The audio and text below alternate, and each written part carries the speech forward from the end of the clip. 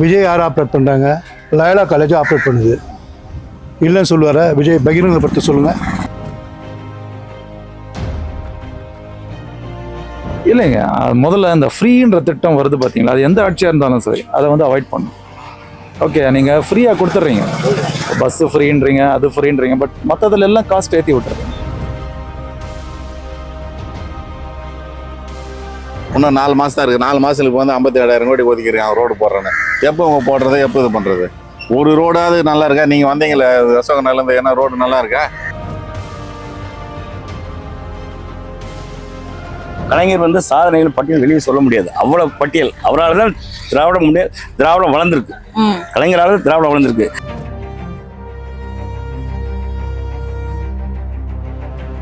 நீ எதுக்காக செலவு பண்ணணுமோ அந்த விஷயத்துக்காக செலவு பண்ணுறதே கிடையாது.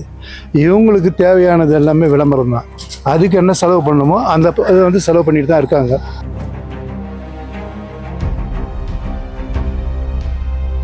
ஒரு அரசியல்வாதி ஒரு டிசிஷன் எடுக்கணும்னாலும் மக்களை பார்த்து பயப்படும். அந்த மாறுதல் கண்டிப்பாக வரும்.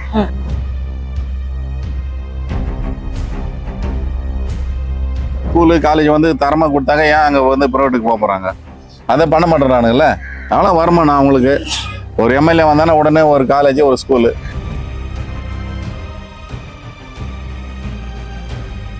தினம் அவங்களோட வருமானமே திமுகவுக்கு பார்த்தீங்கன்னாக்கா இதில் வர வருமானமே குறைந்தபட்சம் 30,000 கோடியிலேருந்து 40,000 கோடி ரூபாய் ஒவ்வொரு கம்பெனியும் சம்பாதிக்கிறாங்க. இதை நம்ம சொல்லலை, ஏற்கனவே ஃபைனான்ஸ் மினிஸ்டராக இருந்த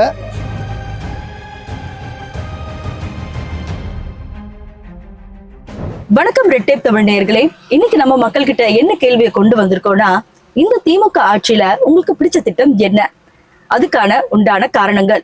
திமுகல பிடிக்காத ஒரு திட்டம் அல்லது ஏதான ஒரு விஷயம் எனக்கு இது பிடிக்கலப்பா அப்படின்ற மாதிரி தோணும் இல்லையா, அது என்ன அப்படிங்கறது மக்கள் கிட்ட கேட்க போறோம்.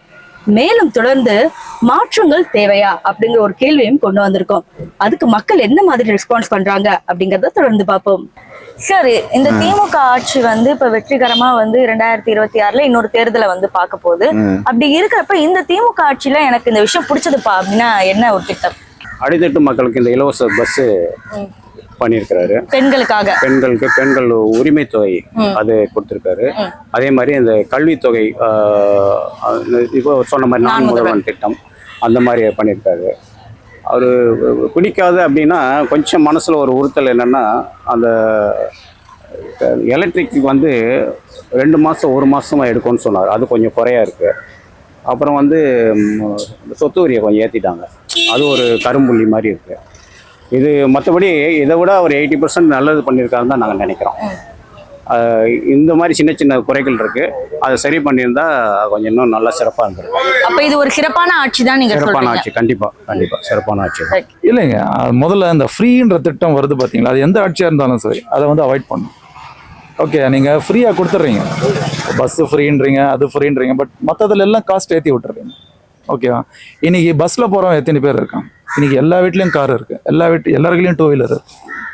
இப்போ பர்சன்டேஜ் ஆஃப் பீப்புளை நீங்கள் பார்க்கணும். நீங்கள் வந்து ஒரு 20% பஸ்ஸில் ட்ராவல் பண்ணலாம், மிச்சம் இருக்கிற 80% இதில் ட்ராவல் பண்ணுறாங்க. இப்போ காஸ்ட் ஆஃப் லிவிங் பார்த்தீங்கன்னா அது பாட்டுக்கு இன்க்ரீஸ் ஆகிட்டே போகுது. இவரை கேட்டால் அவர் மேலே சொல்கிறாரு, சென்ட்ரலில் சொல்கிறாங்க, இவங்க அப்படியே மாற்றி பேசிகிட்டு இருப்பாங்க, அவ்வளோ. பட் பப்ளிக்கு செய்யணும்னு சொல்கிறதுல எதுவுமே அவங்க பண்ணல இது வரைக்கும். அது பண்ணணும், கண்டிப்பாக பண்ணணும். அவங்க கொடுத்த வாக்குறுதி எதுவுமே ப்ராப்பராக எதுவுமே வரல அவங்க. இப்போ ஒரு எக்ஸாம்பிள் எடுத்துக்கிட்டிங்கன்னா, வரும்போது நிறைய வாக்குறுதிகள் கொடுத்தாங்க. மேபி எடுத்துக்கலாம், ஒரு 2 எக்ஸாம்பிள் சொல்கிறேன். நீட்லாம் இவங்களால பண்ண முடியாது, இருந்தாலும் இவங்க வாக்குறுதி கொடுத்துட்டாங்க. ஏன்னா அது வந்து இவங்க போய் சென்ட்ரல்லேருந்து அப்ரூவ் ஆகி அது தனியான ஒரு ட்ராக், அது பண்ணாதான் அது கேன்சலேஷன். அது வந்து அவ்வளோ சுலபம் கிடையாது. பட் இவங்க வாக்குறுதி கொடுத்துட்டாங்க, அது வந்து ஆகாது. பட் இன்னொன்று பார்த்தீங்கன்னா, அது சிறை கைதிகள் 20 வருஷமா 30 வருஷமான்னு சொல்லிட்டு எதுவுமே செய்யாமல் சிறைகளில் இருக்காங்க. அவங்களெல்லாம் நாங்கள் வந்தவொடனேன்னு சொல்லிட்டு ரிலீஸ் பண்ணுவேன்னு சொல்லிட்டு சொன்னார் ஸ்டாலின். சொன்னார், இதெல்லாம் வாக்குறுதியாக சொன்னார். அதெல்லாம் எதுவுமே பண்ணல இது வரைக்கும். இன்னும் கஷ்டப்பட்டுட்டு தான் இருக்காங்க மக்கள். கஷ்டப்படுறவங்க கஷ்டப்பட்டுட்டு தான் இருக்கும். இதெல்லாம் கண்டிப்பாக இது வந்து இதெல்லாம் எடுத்துகிட்டு வரணும். இப்போ இந்த எலெக்ஷன் வந்துச்சு 26. போன எலெக்ஷன் சொன்னாங்க, எதுவும் பண்ணல. இப்போ இந்த எலெக்ஷனும் வந்துடுச்சு, இந்த எலெக்ஷனும் சொல்லுவாங்க, பட் அது அப்படியே அந்த கடந்து போயிடும் 5 வருஷம்.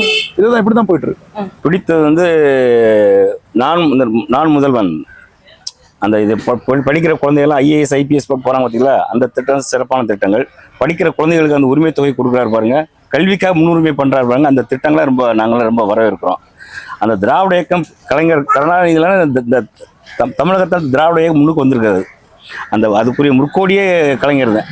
அவருடைய வழிகாட்டு தான். பேரறிஞர் அண்ணா வந்து 1 வருஷத்துக்கு 2 வருஷம் இருந்தார். ஆனால் கலைஞர் வந்து சாதனைகள் பட்டியல் வெளியே சொல்ல முடியாது. அவ்வளோ பட்டியல். அவரால் தான் திராவிடம் வளர்ந்துருக்கு. கலைஞரால் திராவிடம் வளர்ந்துருக்கு. அவருடைய வழிகாட்டுதல தலைவர் மு க ஸ்டாலின் அவர்கள் நல்லா கொண்டு வர்றாரு. அவர் மாதிரி நல்லா சிறப்பான திட்டங்கள் கொண்டு வர்றாரு. மக்களுக்கு நல்லா ரீச் ஆகுது எல்லாமே. எதுவுமே பிடிக்கல. ஆமா, அவங்க எங்க பிடி என்ன வந்து இப்போ பிடிச்சிருக்கு. அவங்க வந்து இப்போ வந்த உடனே நீட்டு ரத்து பண்ணுறோன்னாங்க, பண்ணல.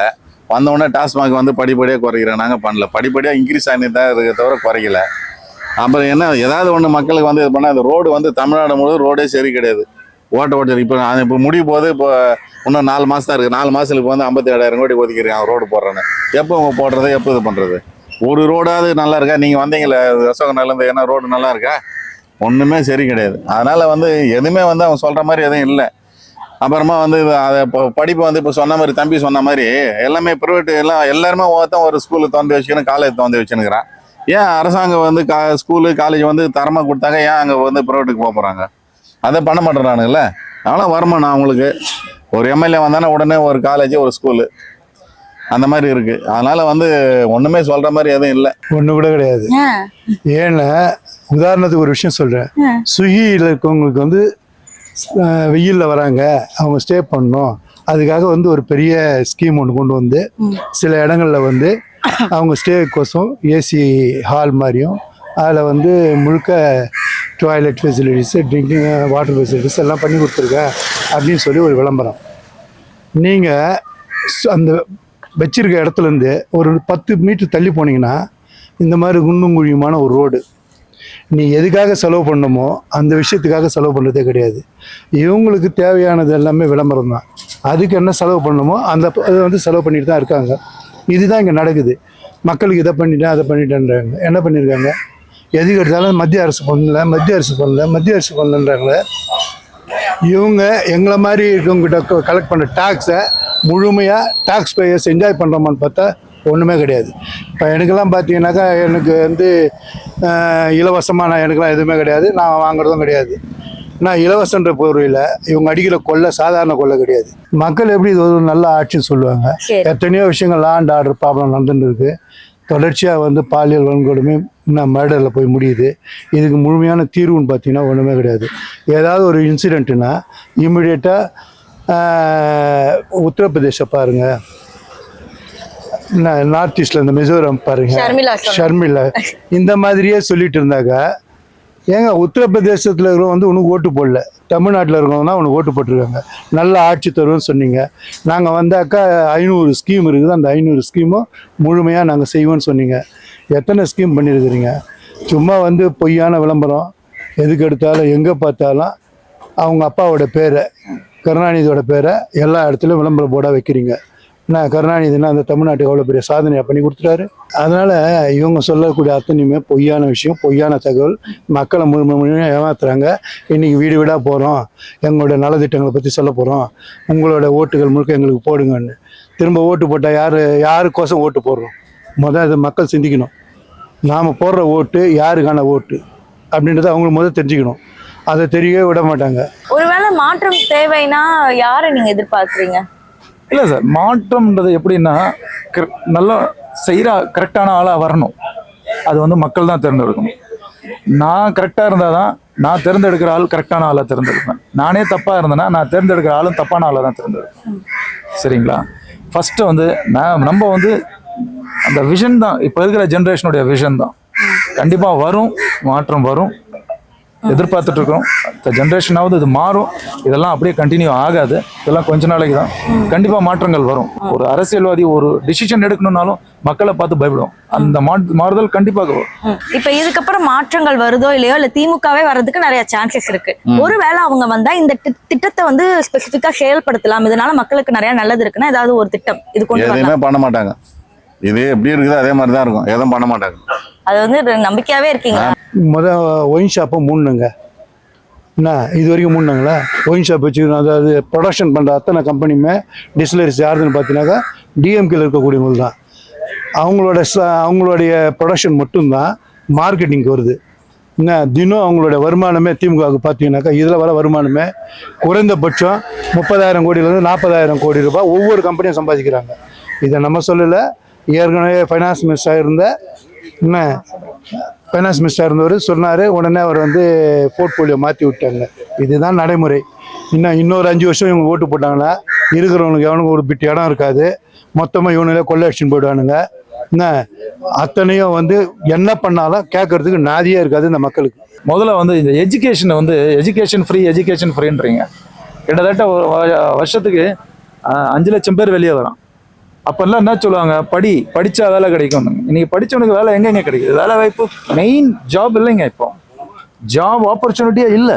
மார்க்கெட் வைஸ் நீங்கள் ஓப்பன் பண்ணி பார்த்தீங்கன்னா ஒன்றுமே ஆப்பர்ச்சுனிட்டி இல்லை. இப்போ சரி, இப்போ படிக்கிறேன்றீங்க. இந்த கவர்மெண்ட் ஸ்கூல்ஸ் நான் வந்து காமனாக வந்து பேசுகிறேன். நான் பர்டிகுலர் எம்ப்ளாயீஸ்க்கு வந்து பாயிண்ட் பண்ணி பேசல. கவர்மெண்ட் ஸ்கூலுடைய நிலைமை வந்து எப்படி இருக்குன்னு பாருங்க. இப்போ நாங்கள்லாம் வந்து கவர்மெண்ட் ஸ்கூலுடைய தரம் நல்லா இருந்துச்சுன்னா ஏன் நாங்கள் ப்ரைவேட் ஸ்கூலுக்கு போகிறோம்? புரியுது. ஓகேவா? இப்போ கவர்மெண்ட் எம்ப்ளாயிஸ்லாம் பார்த்தீங்கன்னா நல்ல பேக்கேஜ் இருக்கு, நல்லா இருக்கு. ஸ்கூல் ஏன் தரமாக வைக்க மாட்டேன்றாங்க? இப்போ நான் படித்ததெல்லாம் கவர்மெண்ட் ஹை ஸ்கூல் தான். நாங்கள்லாம் இந்த நிலவு இல்லையா? இன்னைக்கு ஒரு சொல்யூஷன் ஆர்கிடெக்டாக ஒர்க் பண்ணிட்டு இருக்கேன் நான் ஐடி இண்டஸ்ட்ரியில். ஏன் இப்போ இருக்கிற ஸ்கூல்ஸ் தரமாக இல்லை? ஏன் மக்களை வந்து தேடி ப்ரைவேட் ஸ்கூலில் போக வைக்கிறீங்க? முதல்ல அந்த பேஸில் நீங்கள் ஸ்டடி பண்ணீங்கனாலே ஆட்டோமேட்டிக்காக எல்லாமே சேஞ்ச் ஆகும். நீங்க யாருக்கு சப்போர்ட் பண்றீங்க? யாரு சப்போர்ட் பண்றது? இப்போ எல்லாமே அதாவது ஆல்ரெடி இருந்தவங்களும் அதே மாதிரி தான் இருக்காங்க. அவங்களாம் கொஞ்சம் கம்மியாக இருந்தாங்க. இவங்க வந்து அவன் 50ன்னா இவங்க 100% இருக்கான். அந்த மாதிரி யாரு வந்தாலும் இப்படிதான் இருக்க போகுது. இதெல்லாம் ரொம்ப கஷ்டம் தான். மேல்பட்டு எல்லாம் மக்கள் தான் கஷ்டப்பட்டு இருக்கணும். எல்லாம் விலைவாசி எல்லாம் கண்ணாமண்ணான்னு இருக்கு. பெட்ரோலை குறைக்கிறேன்னாரு, டீசலை குறைக்கிறேன்னாங்க, கேஸை குறைக்கிறேன்னாங்க, கரண்ட் பில்லை வந்து மாதம் ரீடிங் எடுக்கிறேன்னாங்க. அப்புறமா எல்லாமே வந்து இப்போ டேக்ஸ் ஏற்றிட்டாங்க, வீட்டு வரி ஏற்றிட்டாங்க, தண்ணி வரி ஏற்றிட்டாங்க, இபி வரி ஏற்றிட்டாங்க. எது ஏற்றலை சொல்லுங்க? எல்லாமே ஏற்றின்னு தான் இருக்காங்களே தவிர இறக்கிறது எதுவுமே கிடையாது. சொன்ன வாக்குறுதி ஒன்று கூட நிறைவேற்றலை. அதனால வந்து டோன்ட் லைக் டிஎம்கே. இப்ப மாற்றம் தேவைப்படும் போது என்னன்னா, இப்ப யார் இருக்காருன்னா வந்து விஜய் மேலதான் பெரிய எதிர்பார்ப்பு இருக்கு. ஆனா வந்து ஒரு விஷயம் என்னன்னா, எல்லாரும் சொல்றது விஜய்க்கு வந்து எந்த ஒரு எக்ஸ்பீரியன்ஸுமே கிடையாது, எந்த ஒரு அரசியல் அனுபவமே இல்லாம நேரா சிஎம் சீட்ல உட்காரணும்னா எப்படி அப்படிங்கிற மாதிரி பிற தலைவர்கள் கேள்வி கேட்கறாங்க. இது நியாயமா இருக்கா? அனுபவம்ன்றது வந்து இப்போ யாருமே வந்துட்டு எல்லாமே எடுத்தோன்னே அனுபவத்தில் வரல. எல்லாமே வந்து இவங்க வந்து வந்தது அவங்க அப்பாவுடைய இன்ஃப்ளூயன்ஸில் வந்தா. அப்படி அவங்க அப்பா இருந்தாலும் அவன் தாத்தா வந்து அவன் பிள்ளை வந்திருக்கிறான் துணை முதல்ல. அந்த மாதிரி தான் அவங்க வந்து இண்டிவிஜுவலாக வராங்க, இண்டிவிஜுவலாக வராங்க பண்ணுறாங்க. இப்போ விஜயகாந்த் வந்தார், யாரோட இதில் இருந்தார்? அவர் தனியாக தான் வந்தார், நின்னார், பண்ணார், எதிர்கட்சியாக இருந்தார். ஜெயலலிதா பீரியட்லேயே ஈவன் வந்து இப்போ டிஎம்கே பீரியடில் ஜெயலலிதா வந்து அவர் ரொம்ப டஃப்பு, அதுலேயே வந்து எதிர்கட்சியாக வந்தார். அதனால் வந்து அனுபவம்ன்றது கிடையாது. அரசியல்லாம் வந்தாங்க, யார் அரசியல் வந்தாலும் இப்போ எவனை வந்து அரசியல்வாதி எதுவும் பண்ண போகிறதில்ல, அதிகாரிக்கு தான் பண்ணுறாங்க. அதனால் யார் இப்போ நீங்கள் வந்தால் கூட நீங்கள் ஒரு எம்எல்ஏ ஒரு மினிஸ்டர் ஆனீங்களா, நீங்கள் வந்து பண்ண போகிறது கிடையாது. இந்த இவர் வந்து ஐஏஎஸ் இருக்க போகிறார், இவர் பண்ண போகிறாரு. அதுதான் அவர் சொல்கிறத நீங்கள் சொல்கிறத அவர் தான் சொல்ல போகிறாரு. நீங்கள் சரி ஓகே என்னையா கரெக்டாக இருக்குமாயா, கைத்து போடலாமான்னு நீங்கள் கேட்பீங்க. எல்லாம் போடுங்கம்மா, ஒன்றும் இல்லை மேடம் போடுங்கன்னா நீங்கள் போட போகிறீங்க. அந்த மாதிரி தான் நடக்குது இப்போ. அதனால் ஒன்றும் பயப்படாதீங்க, அதெல்லாம் யார் இருந்தாலும் வந்தாலும் பண்ணுவானுங்க. எல்லாமே ஓட் பேங்கிங் தான். அவரோட நிறைய ஓட்டு போயிடுச்சுன்னா என்ன பண்ணுறதுன்னு விஜய் யார் ஆப்ரேட் பண்ணுறாங்க? லயோலா காலேஜ் ஆப்ரேட் பண்ணுது. இல்லைன்னு சொல்லுவார விஜய்? பகிரங்கப்படுத்த சொல்லுங்கள். முழுக்க வந்து கேத்தலிக் கிறிஸ்டின்ஸ் வந்து அவரை வந்து ஃபுல்லாக ஆப்ரேட் பண்ணுறாங்க. என்ன எப்படியாவது மைனாரிட்டிஸ் வந்து கவர்மெண்ட்டை இங்கே ஃபார்ம் பண்ணணுன்றத முடிவு பண்ணி பண்ணுறாங்க. மெஜாரிட்டிஸுக்கூட ஒற்றுமை இல்லாதது ஒரு பெரிய மைனஸாக இங்கே இருக்குது. நான் வந்து விஜய்க்கு சப்போர்ட் பண்ணியோ, உதயநிதிக்கு சப்போர்ட் பண்ணியோ, இல்லை எடப்பாடிக்கு சப்போர்ட் பண்ணியோ இங்கே பேசல. ஓகே, அதெல்லாம் இருக்காமன். எம்ஜிஆர் சாகும்போது அடுத்த சிஎம் யாருன்னு சொல்லிட்டு அந்த கட்சியிலே தெரியாது. ஜெயலலிதா அம்மா எங்கே இருந்தாங்கன்னு கூட தெரியாது. But she is the iron lady, she ruled. பண்ணாங்களா இல்லையா?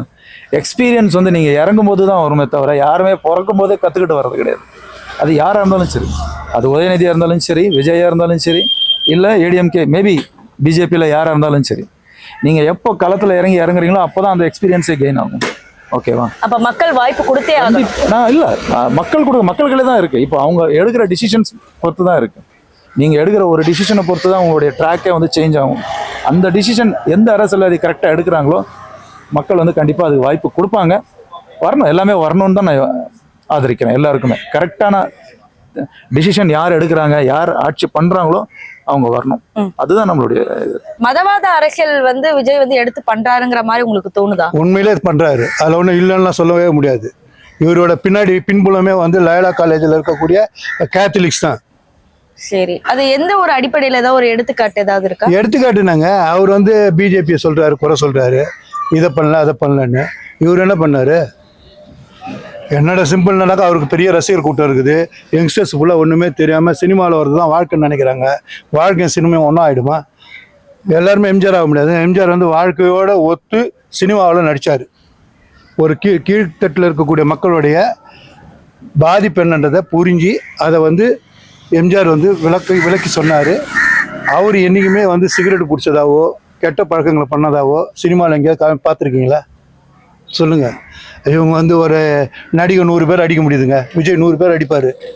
ரியாலிட்டியில் பண்ண முடியுமா? பண்ண முடியாது. ஒருத்தரே அடிக்க முடியாது. இது வந்து ஃபேக்ட். இதை வந்து அங்கே இருக்கக்கூடிய ரசிகர்கள் புரிஞ்சுக்கணும். அவங்க என்ன நினைக்கிறாங்க, என்டர்டைன்மெண்ட் தான். அது வந்து என்டர்டைன்மெண்ட் தான். இதே வந்து பாலிடிக்ஸில் வந்து இது முழுமையாக வரும்னு பார்த்தீங்கன்னாக்கா நிச்சயமாக வராது. இன்றைக்கே விஜயை பார்க்க முடியாதுங்க, நாளை விஜய் சிஎம் ஆகிறாருன்னு வச்சுங்க, ஆகட்டும், நமக்கு அது வந்து எந்த வித ஆட்சேபனையும் கிடையாது. அப்படியே அவர் சிஎம் ஆனாக்கா எத்தனை பேர் அவரை போய் பார்க்க முடியும்னு நினைக்கிறீங்க? மக்களோட மக்களாக இருந்து வெளியே வரவங்க தாங்க உண்மையான தலைவராக இருக்க முடியும். என்ன எல்லாம் வந்து விஜய் மாதிரி. அப்புறம் நம்ம விஜயகாந்த் வந்தாருனாக்கா, விஜயகாந்த் வந்து ஒரு கட்டத்தில் கீழே இருக்கக்கூடிய அடுத்தட்டு மக்களோட சேர்ந்து வெளியே வந்தார். அதனால தான் அவர் பெரிய ஒரு எழுச்சியாக வர முடிஞ்சது. ஆனால் அவராலே சர்வேல் ஆக முடியலையே. இதில் வந்து புத்திசாலி யாருன்னா ரஜினிகாந்த் தாங்க. நல்லா தெரியும், நமக்கு பாப்புலாரிட்டி இருக்குது, பணம் இருக்குது, என்ன எங்கே போனாலும் நமக்கு செல்வாக்கு இருக்குது. அதனால் நமக்கு இந்த அரசியல் தேவையில்லை. யார் அரசியலுக்கு வந்தாலும் நம்மளை கூப்பிட்டு வச்சு பேசுவாங்க. நம்ம சாவர வரைக்கும் பணம் பண்ணணும், அதுதான் அவரோட லட்சியம். அதை முழுமையாக பண்ணுறாரு. விஜய் இல்லைன்னா சீமானுக்கு வாய்ப்பு தரலாமா? சீமான் வந்துங்க தமிழ் தேசியமே முழுக்க பேசிகிட்டு இருக்காரு. நல்லா பேசுவார், எல்லாமே செய்வார். அதாவது தமிழை பற்றியும் தமிழர்களுக்கான விஷயங்களை பற்றியும் எல்லாத்தையுமே முன்னெடுப்பார், முழுமையாக பேசுவார். தமிழகத்தை பொறுத்த வரைக்கும் கூட்டணியே இல்லைன்னா யாராலையும் ஆட்சி அமைக்க முடியாது. இதுதான் நிதர்சனமான உண்மை. அது சீமானுக்கும் தெரியும். நாம் கூட்டணின்னு போனாக்கா நமக்கான இம்பார்ட்டன்ஸ் போயிடும், நம்மளுடைய வருமானம் போய்டும்னு எதிர்பார்க்குறாரு. நான் தனிச்சு நிற்கிறேனாக்கா 2 பக்கங்கள் இருக்கவங்களும் ஓட்டை பிரிக்கிறதுக்கு காசு கொடுப்பாங்க. அதை வந்து கிளியராக பண்ணுறாரு சீமான். மக்களோட கருத்துக்களை நீங்கள் பார்த்துருப்பீங்கன்னு நான் நினைக்கிறேன். இதை பத்தி நீங்க என்ன நினைக்கிறீங்க? ஒரு சில பேர் திமுகவோட ஆட்சி முறை நல்லா தான் இருந்தது, எல்லா ஆட்சியிலும் ஒரு சில தப்புகள் வந்துகிட்டு தான் இருக்கும் அப்படிங்கிற மாதிரி சொல்றவங்களும் இருக்காங்க. இந்த ஆட்சியே தப்பு தான் அப்படிங்கிறவங்களும் இருக்காங்க. நீங்க என்ன எதிர்பார்க்கிறீங்க? மாற்றங்கள் தேவையா, இல்ல திமுகவே இது தொடருமா அப்படிங்கிற எல்லா விஷயங்களும் கமெண்ட் செக்ஷன்ல சொல்லுங்க. இதோட பார்ட் 2 வீடியோ அடுத்த வாரம் வெளியே வரும்.